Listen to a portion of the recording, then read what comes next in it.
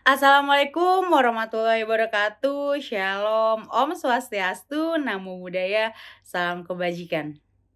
Halo teman-teman, perkenalkan nama saya Lia Regita Prastiwi. Saya salah satu mahasiswa Universitas Respati Indonesia pada program studi Magister Administrasi Rumah Sakit. Pada kesempatan kali ini saya ingin sekali mengajak teman-teman semua untuk berdiskusi mengenai beberapa macam jenis BPJS dan bagaimana sih alur dari pelayanan BPJS itu tersendiri di suatu rumah sakit.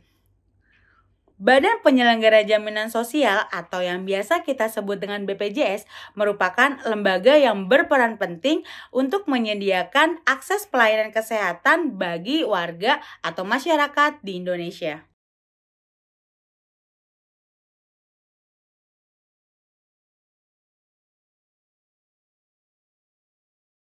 Dalam konteks pelayanan rumah sakit, BPJS ini mengimplementasikan dua skema, yaitu keanggotaan atau kepesertaan yang PBI dan non-PBI. Peserta PBI atau penerima bantuan iuran dirancang khusus untuk masyarakat yang memang secara ekonominya kurang mampu dan tidak dapat membayar iuran BPJS di setiap bulannya.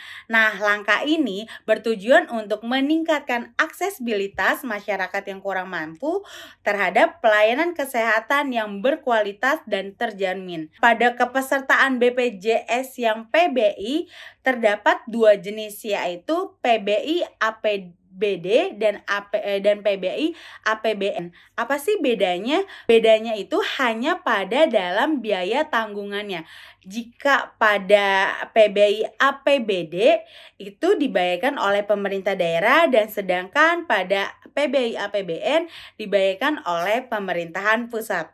Peserta non-PBI atau yang biasa kita kenal dengan peserta mandiri merupakan peserta yang mampu membayar iuran bulanannya dan termasuk pekerja yang bekerja di sektor formal ataupun informal. Pada peserta non-PBI ini terdapat dua jenis juga. Yang pertama PBPU dan PPU. Apa sih bedanya? Nah, pada peserta PPU yaitu peserta bukan penerima upah merupakan peserta yang memang memiliki usaha mandiri dan pembayarannya premi perorangan.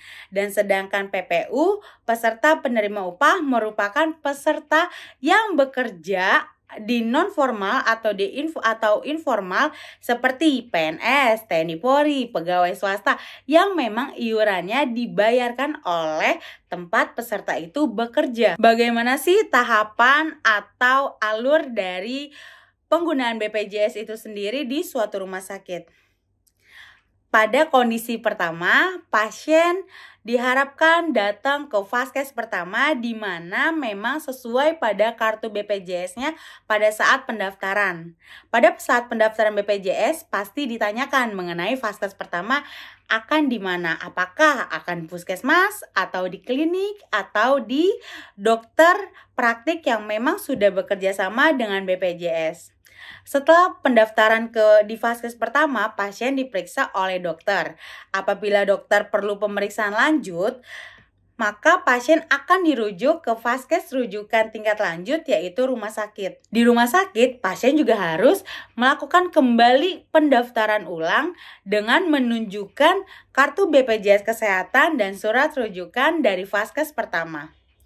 Jika pasien tidak menunjukkan kartu kepesertaan atau tidak menunjukkan surat rujukan, maka pasien akan dimasukkan ke tarif pasien umum. Setelah pasien melakukan pendaftaran, pasien akan diperiksa oleh dokter di rumah sakit tersebut, lalu pasien akan diinformasikan apabila pasien dapat pelayanan rawat inap. Keputusan rawat inap ini tergantung dari rujukan dokter yang memeriksa pasien saat di rumah sakit tersebut. Ada 3 kelas dalam kepesertaan jaminan kesehatan. Kelas rawat inap peserta ini atau pasien ini akan disesuaikan dengan kartu BPJS-nya. Setelah dokter memperbolehkan pasien pulang dan jika dokter rumah sakit tersebut tidak memberikan surat keterangan kontrol atau kontrol lanjutan atau pemeriksaan lanjutan, maka pasien untuk pemeriksaan selanjutnya harus kembali ke vaskes tingkat pertama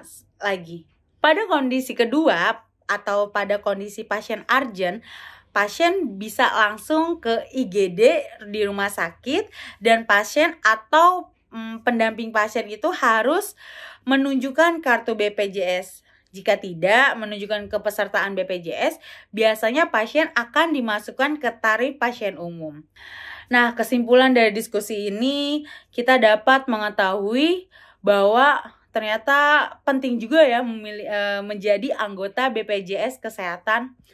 Dengan melalui anggota BPJS PBI, pintu layanan benar-benar terbuka lebar bagi masyarakat yang kurang mampu dan membuktikan bahwa akses kesehatan adalah hak untuk setiap individu. Sedangkan pada keanggotaan BPJS non-PBI memastikan bahwa semua individu memiliki jaminan asuransi kesehatan dan menciptakan perlindungan yang merata di lingkungan kerja peserta. Dengan menggunakan BPJS Kesehatan, baik sebagai PBI atau non-PBI, masyarakat dapat menikmati manfaat perlindungan kesehatan yang merata dan berkeadilan, serta mendukung terciptanya sistem kesehatan yang inklusif bagi seluruh lapisan masyarakat. Diharapkan setiap warga negara Indonesia ini dapat mengakses pelayanan kesehatan tanpa harus ada hambatan dalam segi finansial. Mari bersama-sama kita memperjuangkan kesehatan sebagai hak universal, membangun masa depan yang lebih sehat dan sejahtera.